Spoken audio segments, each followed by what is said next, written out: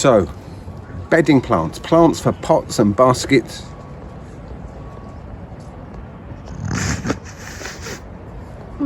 Carry on. Okay.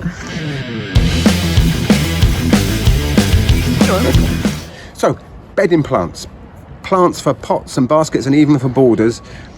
What is the best one that money can buy? I would suggest, ladies and gentlemen, it is the begonia, and we're going to have a quick look at some of the different varieties of begonia and three things that we love about them. Number one, the slugs don't like them. Big win. Number two, they'll grow in the shade. This is in deep shade. Isn't that beautiful, by the way?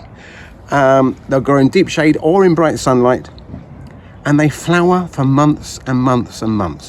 What's not to love about begonias? So here we've got a lovely one here, which is a trailing. I think there's two plants in there. Look at the size of that from two plants, and this lovely Silver Falls trailing silverleaf plant there as well.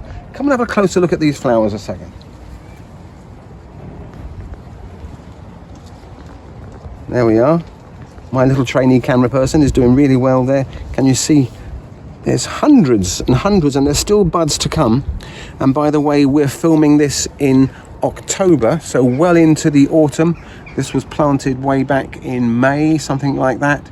So we've had May, June, July, August, September. 6 months so far of flowers. So, two main types of begonias. These are the tuberous, larger leafed begonias, which are grown from a bulb. You can buy the bulb late winter, early spring from a garden centre, or you can buy the plants kind of mid-spring. We bought these as plants. So these kind of larger flowering, larger leafed ones, you can get them in upright versions. We'll show you some we're growing in pots as kind of bushy upright plants, or you can get them in these trailing forms as well, which will tumble over. So that's the large leaved, large flowering tuberous begonias, sometimes known as begonia non-stops. And as I say, that one there has been growing in the shade for 6 months, and just look at all those flowers. Let's go and have a look at some of those that are growing in pots. Ah, just look at that. Isn't that beautiful?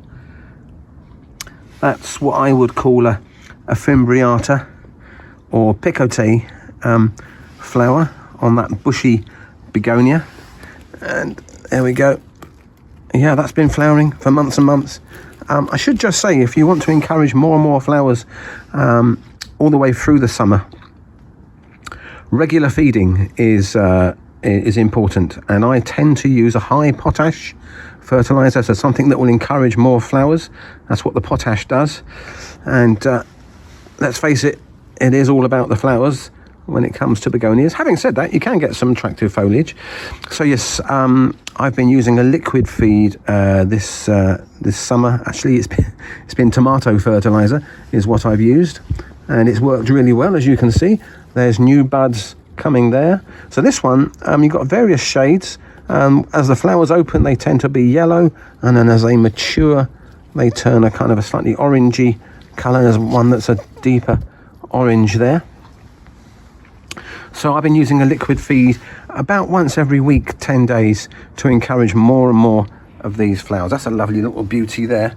It's actually kind of I just picked off some of the dead flowers. So that's another little tip for you for no extra charge, is pick off those flowers as they go over, and that will encourage more and more buds to form. So I gave that one a good picking over the other day, but a month or two ago, and you could hardly see the leaves on that one for the flowers that was on it. Absolutely beautiful.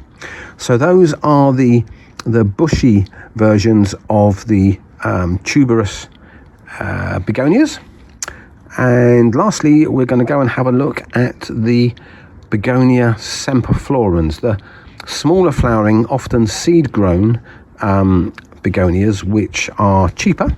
And so very often they are the ones that you might use if you're going to fill up a whole garden or a whole border where you want maybe a 10, 20, 30, 40, 50 or more. The Begonia semperflorens are a great little lower growing kind of bedding plant in the traditional sense. But I've also got some growing in pots. Let's go and have a look at those. So these are the other group of begonias, smaller flowering, lovely glossy leaves. You can get dark green, you can get dark red shades of, and you can get pink, white, red flowers.